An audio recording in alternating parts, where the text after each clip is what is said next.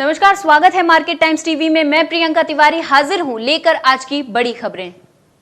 शुरुआत करेंगे कमोडिटी बाजार से जुड़ी बड़ी खबरों की। सबसे पहले बात कर लेते हैं जिन खेतों में होती थी सोयाबीन, वहां अब लहलहा रही मक्का। एमपी के होशंगाबाद में पहले जिन खेतों में सोयाबीन की खेती होती थी, वहां पर अब मक्का की फसल लहलहा रही।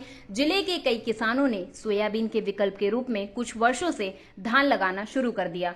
पराली को जड़ से खत्म करने की तैयारी, कम होगी धान की बुआई। दिल्ली एनसीआर को प्रदूषण से बचाने के लिए पराली को जड़ से खत्म करने की तैयारी शुरू हो गई।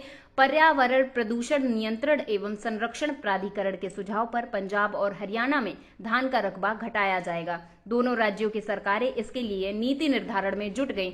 मानसून की बेरुखी से खतरे में सोयाबीन और धान की फसल। रायसेन में बीते 6-7 दिनों से अंचल में बारिश नहीं होने और तेज धूप से तेजी से सूख रहे खेतों ने किसानों की चिंता बढ़ा दी। खरीफ फसल में सोयाबीन की फसल अंकुरित हो चुकी। ऐसे में खेत की नमी सूखने व तेज धूप से फसल मुरझाने लगी। 70% धान की रोपाई खत्म। नहीं मिला किसानों को सरकारी धान का बीज।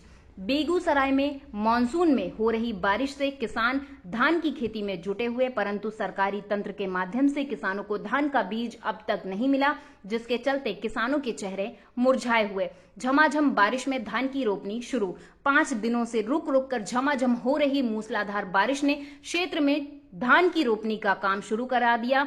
मुंगेर जिले का धान का कटोरा कहे जाने वाले तारापुर, असरगंज एवं संग्रामपुर के 18,718 हेक्टेयर जमीन में धान की खेती होनी है। काबू नहीं हो रहा महंगा टमाटर, सरकार ने भी खड़े किए हाथ।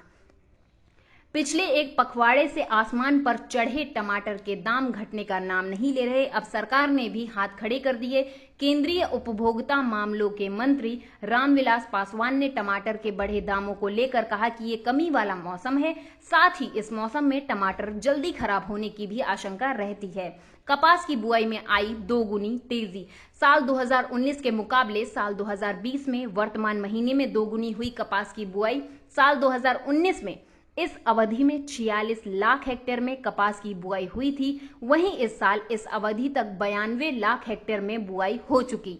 वहीं जानकारी के मुताबिक साल 2020-21 के अंत तक इसका लक्ष्य 115 से 120 लाख हेक्टेयर रखा गया, जो कि पिछले साल के मुकाबले काफी अच्छा और ज्यादा है।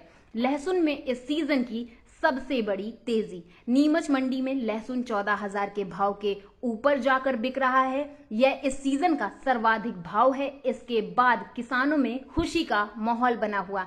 नया लहसुन आने में भी अभी करीब 6 माह का समय और लग सकता है। अभी से भावों ने कमाल बताना शुरू कर दिया। Bureau report, market times TV.